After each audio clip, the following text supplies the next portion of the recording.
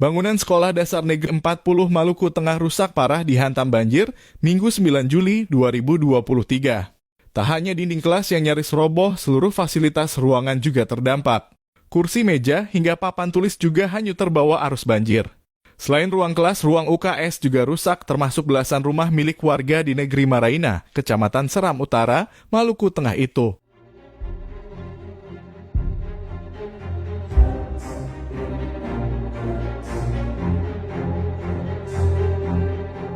Iya abang, kebetulan sebuah sekolah rusak lalu 16 rumah, kata salah seorang warga Maraina, Nathan Rehena, Kamis 13 Juli 2023.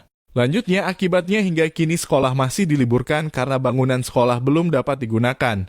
Sementara itu, warga yang rumahnya mengalami kerusakan parah juga terpaksa mengungsi di kerabat terdekat.